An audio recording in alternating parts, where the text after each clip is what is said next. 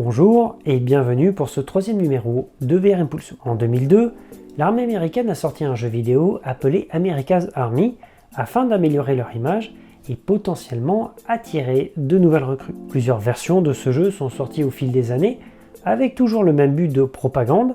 Du coup, quand j'ai décidé de faire cette vidéo sur l'usage de la réalité virtuelle au sein de l'armée, je craignais de retomber sur ce type d'outil de recrutement. Et comme vous allez pouvoir le constater, non seulement ce n'est pas le cas, mais en plus la VR est utilisée dans des domaines très différents au sein de l'armée. Même si je n'avais aucun doute sur le fait que l'armée américaine s'intéressait à la réalité virtuelle, je ne m'attendais pas à ce qu'elle y investisse autant d'argent. D'après les infos que j'ai pu trouver, en 2019, les États-Unis dépensaient environ 14 milliards de dollars par an pour financer les formations en VR, avec bien sûr du matériel spécifique. Et paradoxalement, le but principal de l'usage de la réalité virtuelle, c'est de réduire les coûts en évitant l'usage de munitions par exemple, ou même la construction de camps d'entraînement spécifiques. Et elle limite aussi considérablement les risques de blessures. Donc pour résumer, même si des milliards sont investis dans ces nouvelles technologies, le but est de faire des économies à long terme, et c'est une chose que l'on retrouve dans beaucoup d'entreprises utilisant la réalité virtuelle de manière professionnelle. Maintenant, ce que nous allons voir, c'est comment l'armée utilise la réalité virtuelle pour former ses soldats.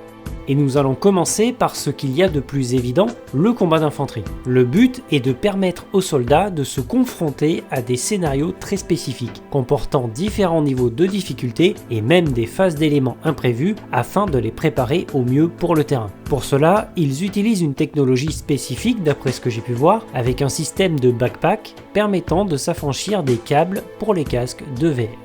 Le tout couplé avec un système de tracking très performant et une reconnaissance des équipements comme les gilets pare-balles par exemple et les armes utilisées. Comme je l'expliquais précédemment, la technologie utilisée est spécifique et coûte horriblement cher. Mais elle reste rentable étant donné que les soldats peuvent rapidement changer de type d'entraînement et faire face à une quantité infinie de scénarios. Mais il y a une chose importante qui est revenue dans plusieurs articles que j'ai lus, la réalité virtuelle est un bon outil de préparation à l'imprévu, mais ne remplacera jamais l'entraînement sur le terrain. Elle est donc utilisée en complément de celui-ci. Un autre domaine dans lequel la réalité virtuelle est utilisée et qui n'est pas très éloigné du précédent, c'est l'entraînement au tir sur des armes lourdes. Dans ce cadre spécifique, la VR est particulièrement rentable puisque l'on n'utilise aucune munition pour entraîner les futurs artilleurs. Sans compter que l'on peut les confronter à tout un tas de scénarios différents, y compris des scénarios comportant des imprévus comme des avaries par exemple. Un peu plus original, la réalité virtuelle peut aussi être utilisée pour la formation des médecins militaires. Un reportage de Sky News présente le travail de chercheurs de l'université de Birmingham ayant mis au point un simulateur permettant d'immerger le futur médecin militaire dans une situation de combat. Il se compose d'une espèce de château gonflable permettant de délimiter la zone d'intervention et bien sûr un casque de réalité virtuelle qui va permettre aux soldats d'interagir avec la simulation tout en étant confrontés au bruit de tir, d'explosion, etc. prévus dans le scénario. Et enfin, un usage valable aussi en dehors du cadre militaire, c'est le traitement du syndrome post-traumatique. Cette technique se base sur une méthodologie appelée TERV ou thérapie par exposition à la réalité virtuelle, qui est aussi utilisée pour combattre les phobies.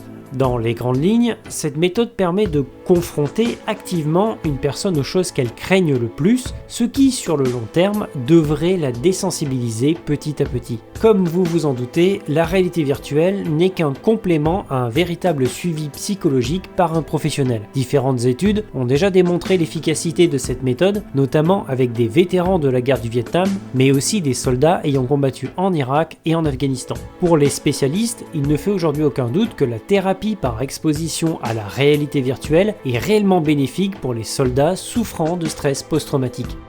En conclusion, l'usage de la réalité virtuelle au sein des armées a pour principal but d'améliorer la formation tout en réduisant le coût de celle-ci. Elle vient en complément de l'entraînement sur le terrain pour parfaire la technique des soldats et ce, quelle que soit leur spécialité. Et elle vient aussi en complément du travail des psychologues dans l'accompagnement des soldats souffrant de syndrome post-traumatique. Comme d'habitude, la réalité virtuelle n'est qu'un outil. Utilisée correctement, elle peut permettre de sauver des vies, même lorsqu'elle est utilisée dans un cadre militaire. J'espère que ce nouvel épisode vous a plu, n'hésitez pas à laisser un commentaire, à vous abonner, et moi je vous dis à la prochaine pour un nouveau numéro de VR Impulsum.